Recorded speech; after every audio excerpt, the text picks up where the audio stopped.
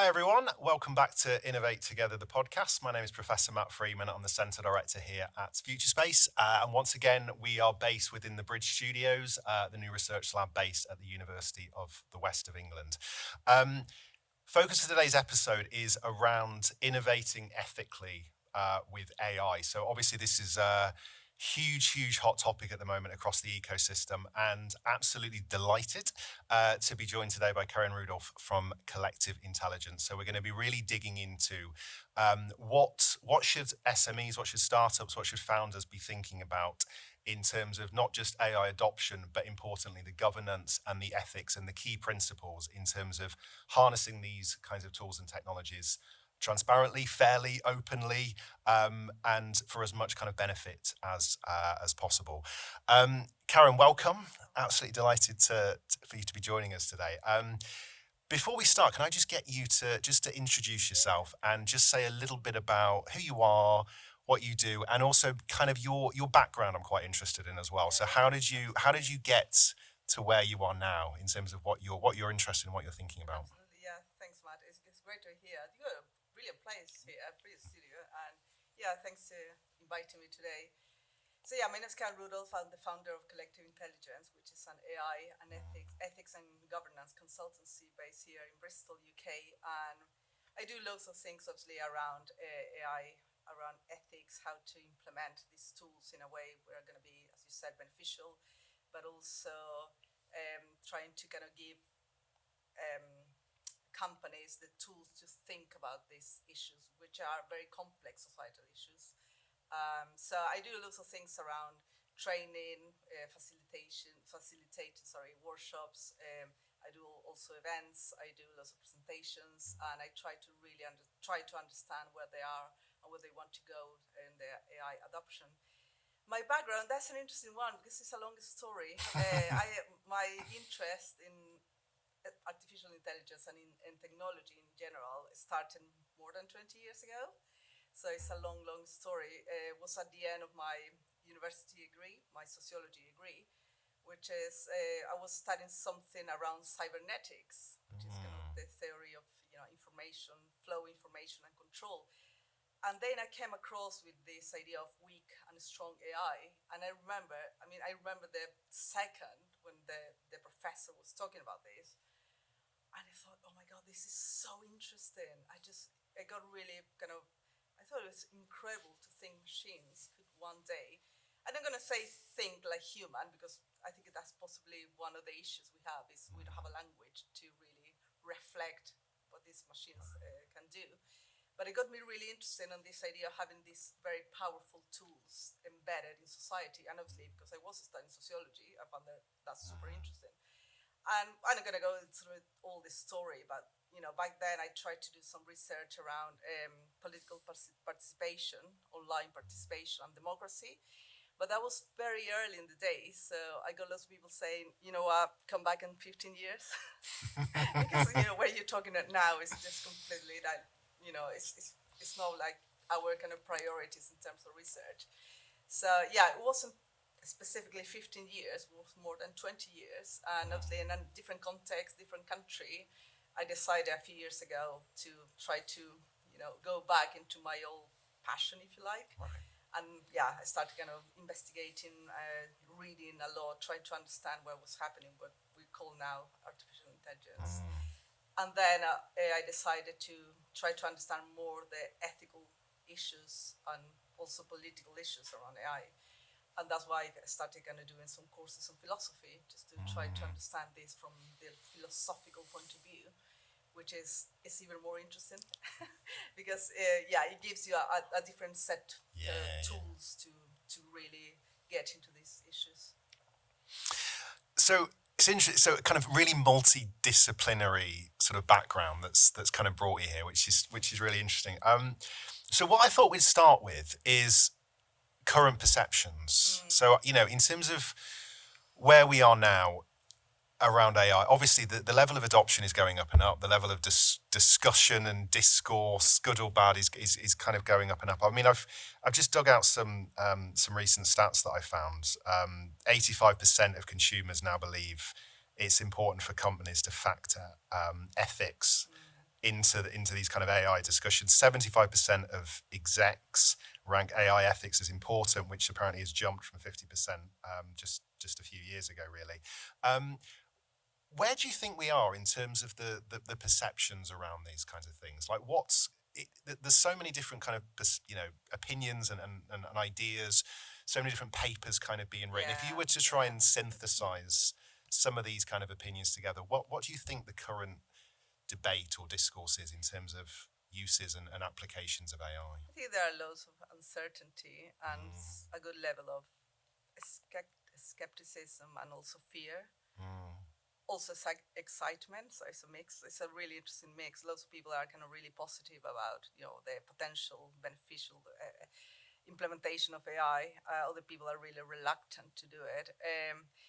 Ethics is an interesting one because it's something lots of people, when they think about ethics, they have one idea, which is not how I see ethics or how I present this to businesses. So lots of people think ethics as a kind of harmonious, place when people get together to talk about really wonderful things, and they are all really good, and they are all very ethically minded, and ethics is above all a method, and it's a really good analytical tool, and people don't see it that way. So when I say that, what I mean is it's not about getting in a room to say how wonderful we all are. You need to really understand what people think about these issues. You're going to encounter disagreements, and people are really bad. In general, we're not really good at dealing with that.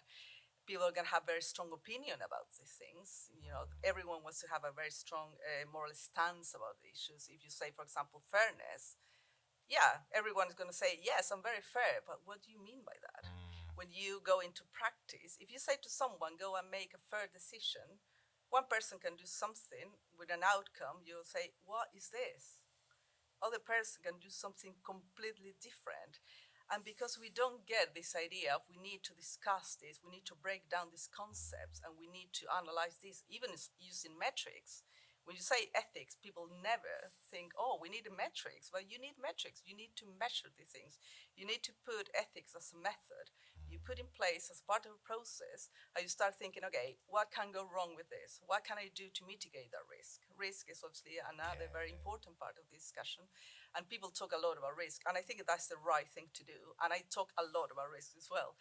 And ethics is that tool that kind of helps you, is going to help you to see what's coming, and also to see how people think differently about these issues. But we fail in that because we have this idea of ethics as let's be ethical. And controversially, some people say things like it's about having a purpose. But again, that's very vague. You need to fully understand what you actually mean and what that will mean in practice. If you say you want transparency, that's great. How's it going to look like in your business processes? Do you have to be transparent all the time? Is any restrictions to that? So that's the type of question ethics deals with. It's interesting because it's, as you started talking there, it's subjective. Ethic. If there's not a process, if there's not a method, it has to be that idea of you're doing something fair or something is subjective. What I find is, because I've got an academic background, so I come from the world of academia. And interestingly, I left the world of academia for lots and lots of reasons, but one of them was that I found academia to be quite rigid in terms of its processes.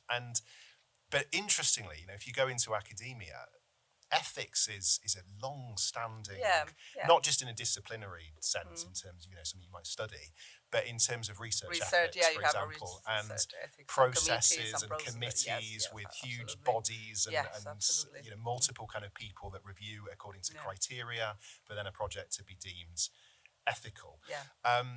And it seems to me that actually what we're, in some ways, what we're talking about is that kind of replication of that more objective, more collective kind of approach.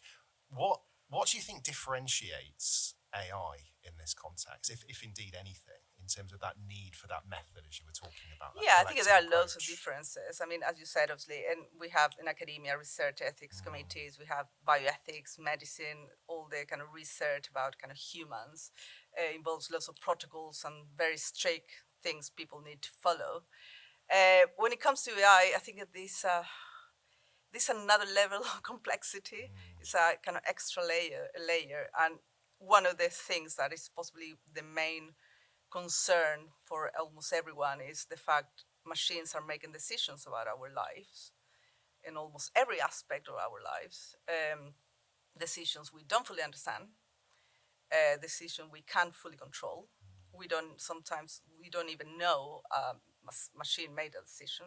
We can't even see that from things like what you're going to watch tonight to what you're going to get something or not. In many cases, you're not even aware that decisions has been involved in that process.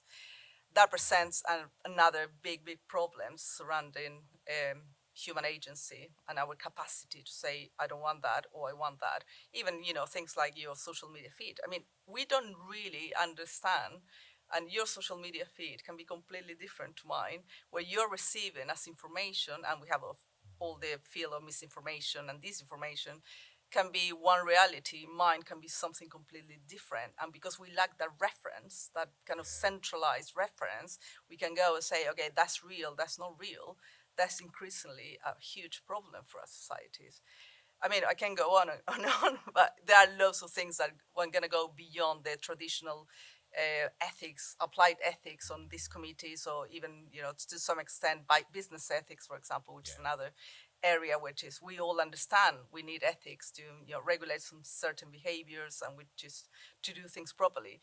But when you go to AI, then you go to a completely different level, and that's why it makes this so complex. Do you think, so if we stick with that context of business and AI, do you think it needs a complete rethink? As let's start again. It's a complete game changing scenario. We need to start again in terms of this method for ethics, or actually is it a case of actually some of the more traditional approaches to ethics in business are actually relevant and applicable, but perhaps at another level, as you put it? Like, where are we with this in terms of new and old, if you like? Yeah, that's an interesting question. I think we need to rethink how we understand ethics because of all these kind of complexities, which is they are to some extent new, and obviously also in organizations, you're going to have people with different skill sets. Not everyone's going to be on board of doing ethical thinking or ethical analysis. They won't have the tools to do it or the skills to do it. So how can you speak with someone with a language which doesn't align to even what they do or they think they will do? And an example is people, for example, working in developing AI, like technically doing, kind of AI or machine learning engineer, for example. When you talk about ethics with them, it's a completely different world. They have a completely different idea. So you try to integrate the conversation, and it's extremely difficult because in their minds they have a different idea. And the same if someone works, for example, in regulations, and then you try to explain more technical issues.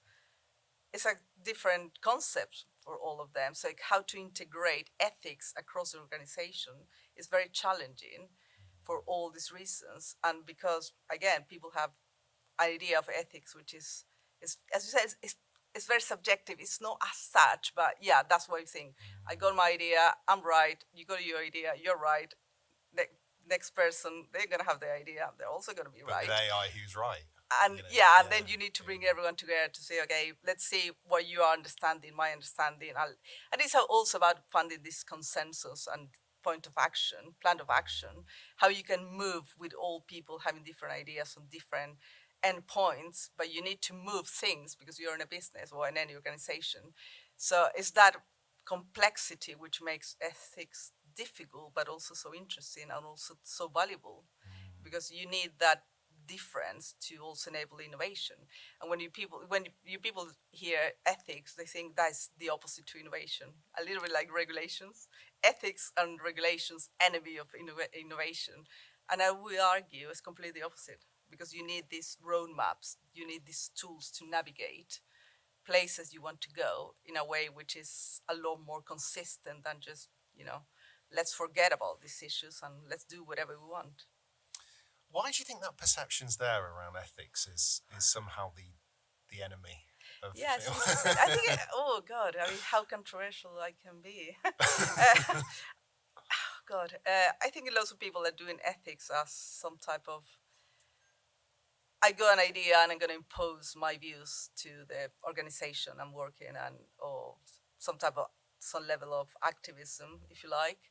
So I'm right, and I'm going to pose my view of the world into this business or organization, and anyone who's going to pose to me, they are just evil people. Nobody wants to be, in a situation when you're going to be told what you're doing is all wrong and it's all bad. And it's something I do with people when I work with organization, with the small businesses. I always say, I'm not here to tell you what to do. That's not what I'm doing. It's not about political views. Ethics is not an extension of political views or ideology. Whatever you have is a tool you're going to use. And this tool has all these components. And we can disagree as much as we like, but we need to solve this, and we need to use this tool in a way that's going to enable to do something. I think that people are really resistant because they see ethics as, oh, this person is going to come to judge me and to lecture me and what I need to do. And I think that's one of the resistance. As the other one is just everyone now has become a AI ethics expert. I don't, I don't call myself an AI ethicist or anything like that. And lots of people do. And I think that's also not given enough. People are not taking this seriously. It's interesting because I'm just looking at a few things that I looked up online, which is it's fairly obvious for most people. Just like this is like key principles in terms of kind of ethics or AI ethics in particular. And I'm not going to read them all out, but just to highlight a couple things like trust, for example, and privacy, and these issues of even things like transparency. These are things that businesses need, not just to be doing, but to be communicating that they're doing, to build reputation, to build trust with their customers and audiences.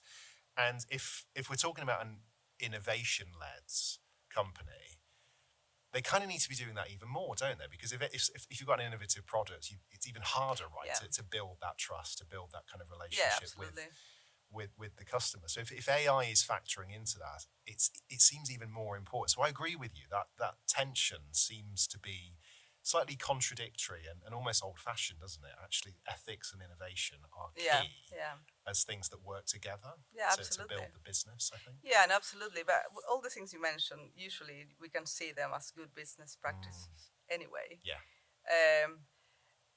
Some of the things I encounter in that sense is sometimes you speak with kind of founders, so people who are kind of just a small, 2 or 3 people they got an idea in their minds, they really want to make the world a better place, which is usually the phrase. And they don't want to hear anything else. That's the goal. And it's like, okay, you need to consider loads of things before even doing that. Not because your objective is wrong, because there's you need to consider regulations, you need to consider standards, because if you want to sell your product, ideally globally, so you need to understand how these things are going to work. You need to understand all the risk. As you said, reputational risk is another massive area. Nobody wants to buy or is going to use something they don't trust. So all these things are good business practices. But when you add AI now with all the buzz and all the people just really are constantly talking about this, and many cases, something also we have seen, people saying, I'm using AI, they're not using AI, which is another thing. They're using something and they call it AI because it's just so fashionable. I would say that's a level of deception as well, which is, it brings lots of issues around that. It is true, isn't it? There's so many companies that were either always using AI but didn't say they were using AI, but now they do say they're using AI, and then equally, as you said, the other way around as well. Absolutely. Deception's interesting. Maybe we should get onto this, because we're talking kind of off air just around this question of deception, and this is purely my opinion, and it'd be interesting what your sort of perception is on this. But it seems to me we're at a point with AI when the adoption, as we said, is going up and up and up, which is great, arguably, but equally, whether or not customers in particular are aware that it's being utilized. So a nice example would be marketing, for example. More and more marketing agencies are now using very absolutely. basic AI Yeah. tools to support things like messaging, for example, and writing copy, and even graphic design related tasks and image Absolutely. generation Yeah. and all these sort of things. Whether or not that is then being communicated to their clients is a question. In some cases, maybe it is. Some cases, maybe it's not. I'm not even sure the question is whether or not that should be happening or not. I think maybe the more interesting question there is, when do you think that tipping point is? Like, when will it become the norm in terms of, well, everybody just understands that that's what we're doing? Yeah, that's an interesting one. I was talking with someone working in marketing and copywriter, and she was telling me there are lots of issues now with people writing things, because one of the the clients might ask something like, "Did you write that?" or "That was AI," and yeah, those people will say, "I don't want to disclose I'm using AI," something we just were talking before, because it's gonna downgrade my work. Yeah, if something will take me 3 hours and it takes me 10 minutes, my client will say, "Well, I'm gonna pay you for 10 minutes only." Which is most people say, "I don't want that." So there's a level of deception, because what you're doing is, you are cheating basically, which is, I think, is fair thing to say. But it's interesting, the expectations from the client point of view is the interesting one as well, because they have in their heads something which is human creativity, what they want to pay for. But if you think it's a mass adoption of these technologies, that relationship is going to be possibly, it's going to increase even more, because if everyone assumes that everything is machine created, that's going to have one cost. If you can kind of corroborate or you can prove that it was human creativity, I don't know how you're going to prove that. That's going to have a different cost. So you have a kind of two tiers level of production on almost everything. I mean, it can be films, can be anything, not just writing, can be anything. Reports, people writing reports. And it's a really interesting Substack by something called Ethan Mollick. He wrote a really good book called Co-Intelligence. And he did a study, or he talks about some studies that I've been doing with companies, and people, doing this shadow AI thing, which is they have their laptops, but they are kind of official or business laptop. The company has been saying, you can't use ChatGPT or any of these tools. It's like a prohibited. People are doing it anyway, and they send their messages or their emails, so they copy and paste. So my question is, why are the companies doing that? They shouldn't be doing that. And they say, we don't want to get involved with this. We don't want to be held accountable for mistakes. But if your employees aren't using it, you should train them to do it properly, because at the end of the day, you are risking even more people, putting information, sensitive information they shouldn't be doing, writing things they shouldn't be writing, spending, time themselves. And also, if you're gonna, write something which is completely nonsensical, that's a waste of time. So instead of companies pretending we don't want to hear this, we don't want to know anything about it, they should be training people on how to do this properly. And that's where I think responsibility and also transparency, and also, very importantly, accountability has to come into place. I mean, if you're going to go for principles, that's something we should be doing. So how would you advise a company in that instance? Let's go with the marketing one, just as an example. Because presumably you'd think, when at some point there's going to be a transition where the perception starts to change. Because film, you mentioned film is interesting. It's like, the Oscars just happened, and there was all sorts of uproar, wasn't there? Because one of the films may have used AI for something, right? And there was a debate as should it be disqualified and all. I don't even know if it was, but all of that kind of debate sort of goes on. At some point, you would assume that sort of cultural perception will change and it'll become more normalized. But what would you advise companies then to be doing in terms of their ethical principles and their policies, and what they put out to their clients about how they're utilizing?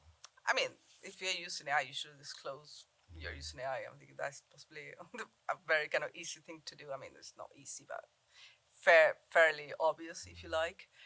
Otherwise, you are just lying to the people you're working with. Obviously, that could bring lots of backlash. People, say, I don't want this, but that's their choice and it's fine. For companies, yeah, you need to train. I mean, just again, it's just, you can't just, pretend something is not happening if you know it's happening. So you need to train people into do this, into the type of information they should be using this tool, or to what or objective they should be using these tools. Um, you should be also, I would say, even encourage people to use some of these tools an experimental level, which means not with kind of maybe real cases, but like go and play with these things, try to find a use case, but in a kind of controlled environment, which means not necessarily to go to give a final work to your clients, but something which is part of the training. Basically, again, training is a missing opportunity if the companies are not training people how to use this tool, and to also to be excited about these tools. There's some of them are great, some of these things are really good and they're amazing, and they can produce, they can make workflows very efficiently, a lot more kind of dynamic. They can bring some creativity as well. So I think the negativity of pretending that something doesn't happen is not helping. Train people, encourage experimentation in controlled environments. I think that's possibly the best way to do it. And if you're going to use a tool, you can say, it was created with AI, with human intervention, and most people will understand, because most people will assume that's the case anyway. They will, and it seems to me that the ethics is like the key. Like I mentioned, this cultural negative perceptions that sometimes happens. That could be in film or marketing or whatever kind of the sector is, and it seems to me that ethics is absolutely key to changing that perception. Because if the ethics isn't there, and those principles, and then the communication of those policies isn't done and isn't there, I'm not sure that perception is going to change. It's always going to be, oh, well, you cheated. Yeah. Whereas by bringing in these AI principles and actually communicating that to clients and customers and audiences and publics, and going, well, actually, as you said, these tools are amazing, and they enhance what we can do, and we can create things that you've never seen before, new products, new services, new pieces of art, whatever it might be. But actually, the ethics is the thing that supports it and facilitates it and enables that to happen. Builds trust. It's key, isn't it? Yeah. You need to have this. And when people, I've seen online people saying, oh, for example, you talk about policies, companies implementing policies, copying and pasting, copying something from the internet. And you think, okay, that's completely not the way to do it, because your organization is unique. And you need to understand, if people don't want to disclose something, why is there? Is that any fear? Yeah, the case is possibly that lots of people don't want to see their workload increase dramatically overnight. They know you can do something in 10 minutes. They're going to ask you to do 20 reports a day instead of one. People don't want that. Maybe fear they're going to lose their jobs, which is a very kind of, valid point. So I think it's ethics, not just as end result, but the starting point to start thinking about this. And how you navigate this is where ethics comes into a kind of place when you can apply it. So not just to say it's all wrong, you should never use these tools because they're really bad, or say, hey, go ahead, just use them. Don't tell anyone, because those things is when we are now, and both extremes are, in my point, not the way we should go. So in terms of where we should go, what's next in terms of adoption? What are you seeing? Oh God, yeah, it's interesting. There are kind of a lot of contradiction about companies, as you said, saying they're using it, they're not using it.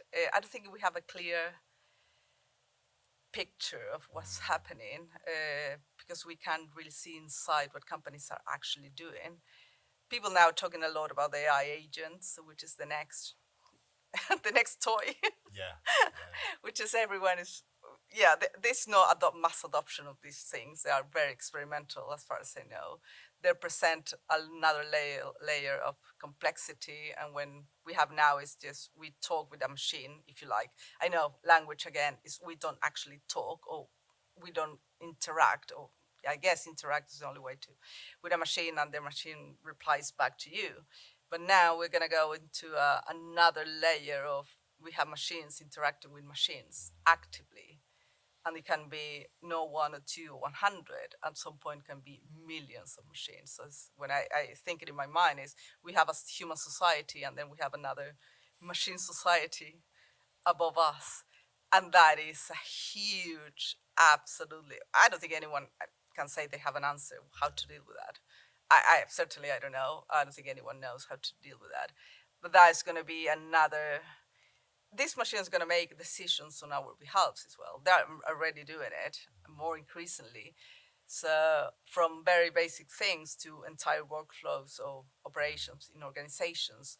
So people they're asking themselves, are we going to start losing control of these things? And there are lots of discussions around AGI and artificial general intelligence, which is I try to read both sides of the story, not just one. I try to read, people against and in favor of these narratives, because I think that's important, and not to be unrealistic and super optimistic and super negative, because the thing is possibly in between. Yeah, as it always is. Yeah. It's not all bad. It's not good. It's something in between. Amazing. Before you go, I know you're very, very busy at the moment.